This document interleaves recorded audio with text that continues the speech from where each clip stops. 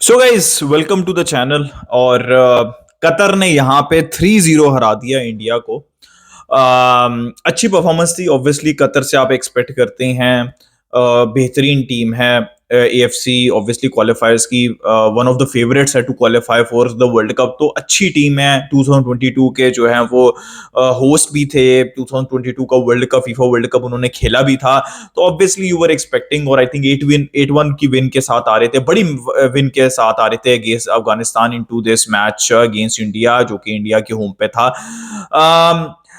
India के perspective से बात करूं, ऑब्वियसली मैं डिटेल के अंदर जाता हूं, तो it was a resilient performance, right. I would not say it was a bad performance. Obviously score line 3-0 है, but there were some positives. Obviously there were some positives for India in this match, right. Starting 11 की बात करें तो अमरिंदर थे, झिंगन थे, Rahul, Subhashish right side के ऊपर, पुजारे थे, फिर सुरेश और अपूया थे जिन्होंने चांस भी मिस किया, उसके ऊपर हम बात करते हैं।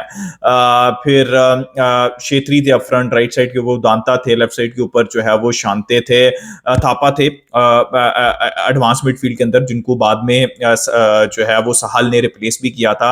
महेश भी आए थे आई थिंक राइट साइड के ऊपर। 4 चेंजेस किए थे, लेकिन बाकी 2 चेंजेस थे तो वो काफी लेट किए थे।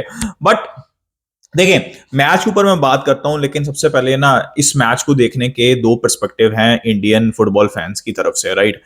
पहला पर्सपेक्टिव ये है कि क्या you are hoping as a Indian football fan, obviously you are hoping, या फिर but you are realistically saying कि इंडिया 2026 के अंदर जो है वो क्वालिफाई करेगा वर्ल्ड कप के अंदर, ठीक है। एक ये है, और ऑब्वियसली फिर जो एनालिसिस है वो उसके हिसाब से करेंगे। अगर ये मतलब है कि इंडिया ने 2026 के वर्ल्ड कप में क्वालिफाई करना, ये टारगेट है, राइट, और ये एक्सपेक्टेशन है, रियलिस्टिक एक्सपेक्टेशन है, तो देन इट वाज मतलब काफी बड़ा डिफरेंस था बिटवीन कतर एंड इंडिया, ठीक है। अगर आपने देखना है कि इंडिया का टारगेट है, बेयर मिनिमम टारगेट जो मैं कहता हूं, जितना काम हुआ पिछले 10 साल के अंदर इंडियन फुटबॉल के अंदर, ऑब्वियसली आईएसएल भी चलती है, तो अगर बेयर मिनिमम जो है वो थर्ड राउंड के अंदर क्वालिफाई करने का है, then obviously I think India is on the right track, right. Third round में क्वालिफाई करने की बात कर रहा हूं। It was a decent performance. जैसे मैंने कहा कि काफी ज्यादा जो है वो हार्ड शो किया इंडिया की फुटबॉल टीम ने, लेकिन डिफरेंस दिखा, ठीक है। अब Qatar is a contender to qualify for the next world cup, right, along with many other teams, right. तो उसके अंदर डिफरेंस दिखा, और वो डिफरेंस क्या था वो मैं चीजें आपको एक्सप्लेन करता हूं अभी थोड़ी देर के अंदर। अब 2 पर्सपेक्टिव हैं, जैसे मैंने कहा कि इस सारे सिनेरियो को लेने के। अब मैच के ऊपर बात करें तो it was a very similar two halves, right.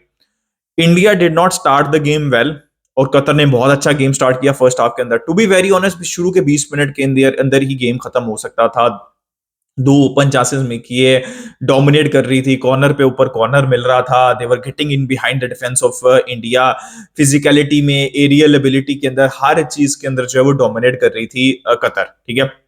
और जो गोल खाया वो नॉर्मली इस लेवल के ऊपर गोल खाना नहीं चाहिए, जो कि आपके बॉक्स के अंदर पिंग पोंग चल रहा है। This should not happen, somebody should be in the right position to clear that ball, right. तो शुरू के 20-25, बल्कि मैं कहूंगा 25 से 30 मिनट जो है वो कतर ने डोमिनेट किया। और अगर वो थोड़ा सा क्लिनिकल होते तो ये जो है वो 3-0 भी हो सकता था, 4-0 भी हो सकता है। शुरू के 20 मिनट में कतर इतना ज्यादा डोमिनेट कर रही थी, ठीक है।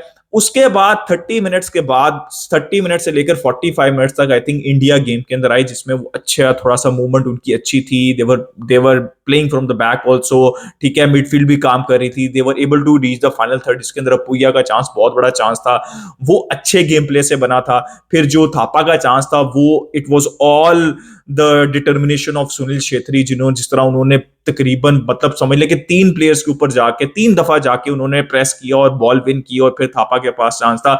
I think those were 2 golden opportunities जो इंडिया के पास थी। अगर वो ले लेते तो गेम जो है वो खुल जाता, ठीक है। प्रेशर क्रिएट हो सकता कतर के ऊपर, क्योंकि कतर जैसे मैंने कहा 25-30 मिनट उन्होंने डोमिनेट किया। But it was a decent first half, it was a good first half. Obviously Qatar should be disappointed कि भाई हमने अपने चांसेस नहीं लिए, और शुरू के 20 मिनट में बहुत चांसेस थे, मतलब India was clearly struggling, right. तो 45 मिनट्स के अंदर I think it was fine, right. अगर मैं इंडिया के परस्पेक्टिव से बात करूं तो इट वाज फाइन। चांसेस थे, गेम प्ले भी ठीक ठाक था, जैसे मैंने कहा 15 मिनट के अंदर। अब सेकंड हाफ जैसे ही स्टार्ट होता है फिर गोल हो जाता है, ठीक है। और वो गोल होता है और एग्जैक्टली द सेम वे के अंदर कतर सेकंड हाफ स्टार्ट करती है और एग्जैक्टली द सेम वे के अंदर India second half start, all over the place, ठीक है। हर जगह डोमिनेट कर रही हैं वो पेस के अंदर। मैं आपको सही बात बता रहा हूं, अगर आपने डिफरेंस देखना है ना दोनों टीम्स का, तो कतर फिजिकलिटी वाइज डोमिनेट कर रही थी, पेस वाइज डोमिनेट कर रही थी, एरियली डोमिनेट कर रही थी, एंड ऑब्वियसली दे मतलब वो मिडफील्ड के अंदर भी बॉल जो है वो ज्यादा तेजी से मूव कर रहे थे।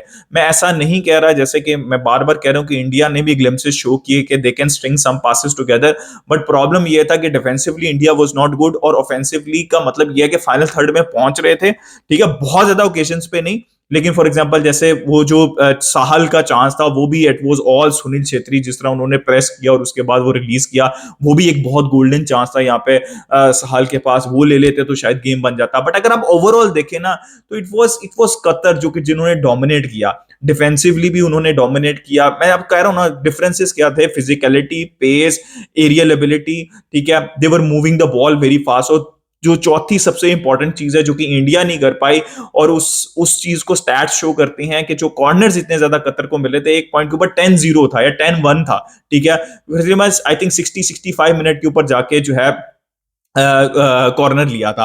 और सेकंड हाफ के अंदर भी तकरीबन 60 मिनट के ऊपर वो साहल 60-65 मिनट के ऊपर साहल का चांस आया था।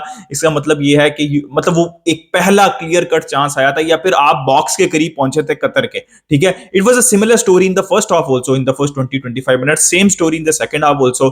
तो तो मैं कहने का मतलब ये है कि कॉर्नर्स इतने ज्यादा क्यों थे, चांसेस इतने ज्यादा क्यों थे, बिकॉज सबसे पहली बात है कि देवर ball moving the ball faster than obviously India, और दे were making the in behind runs, ठीक है। इन बिहाइंड रन्स बहुत ज्यादा थे, ओवर द हेड बॉल्स बहुत ज्यादा थी, थ्रू बॉल्स बहुत ज्यादा थी, कॉन्टिन्यूसली जो है वो अफीफ खास तौर पे जो he was making runs behind the defence, इसकी वजह से कॉर्नर, इसकी वजह से ये भी हो रहा था कि चांसेस भी क्रिएट हो रहे थे, एंड ऑब्वियसली वाइड एरियाज के अंदर भी वो डोमिनेट कर रहे थे।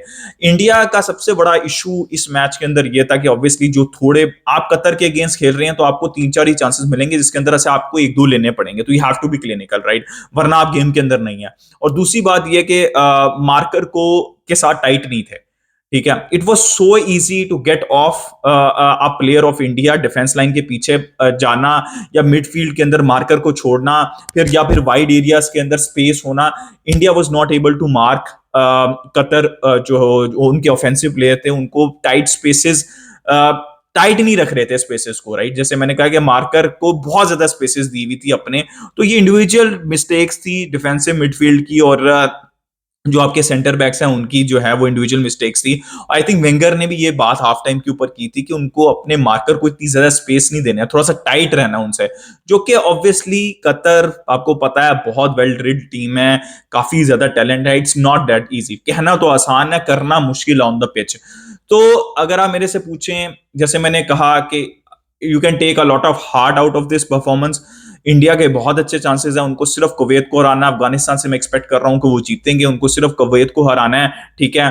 कतर से आई थिंक अवे आप पॉइंट्स नहीं ले पाएंगे, बट अगर कुवैत अफगानिस्तान से आप दोनों मैचेस जीत जाते हैं, कुवैत से ड्रॉ भी कर लेते हैं, then it you go to the third round, और जो कि ऑब्जेक्टिव होना चाहिए। तो आई स्टिल ऑब्वियसली थिंक कि इंडिया जो है वो थर्ड राउंड के अंदर जाएगा, और जा सकता है, और जाना भी चाहिए।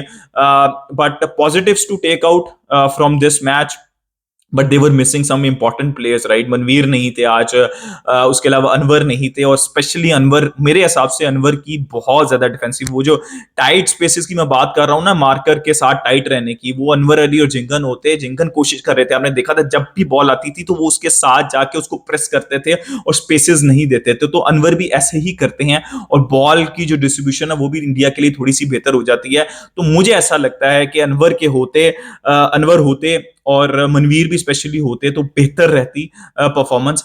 मैंने कहा है, जैसे कहा कि पॉजिटिव्स आप देख सकते हैं, बट अगर आप 2026 के वर्ल्ड कप की बात कर रहे हैं ना, क्वालिफाई करने की, 2030 की बात कर रहे हैं वो अलग बात है, थर्ड राउंड की बात कर रहे हैं वो भी अलग बात है, लेकिन आपको डिफरेंस देखा, जैसे इंडिया का डिफरेंस है ना बहुत ज्यादा पाकिस्तान, बांग्लादेश, नेपाल, अफगानिस्तान, इन सारी टीम से, इसी तरह थोड़ा सा आपको डिफरेंस गैप दिखा, बहुत ज्यादा गैप नहीं दिखा, बट आपको गैप दिखा, जो कि अंडरस्टैंडेबल है भाई। वो मतलब आई थिंक 50 समथिंग रैंकिंग है उनकी, और बहुत अच्छी, one of the best rank teams है एएफसी के अंदर। तो आई थिंक पॉजिटिव्स ले सकती है यहाँ पे इंडिया काफ़ी ज़्यादा, जैसे मैंने एक्सप्लेन किया, मैंने आपको इश्यूज भी एक्सप्लेन कर दिए, प्रॉब्लम्स क्या आती है, डिफरेंसेस क्या आती है। यार बांग्लादेश ने नेपाल के अगेंस्ट जो सॉरी बांग्लादेश ने लेबनान के अगेंस्ट ड्रॉ कर लिया, massive massive point for Bangladesh. Again उन्होंने ग्रिट शो की थी सैफ चैंपियनशिप में भी और यहाँ पे भी, और बाउंस बैक किया अपने पहले गेम के बाद।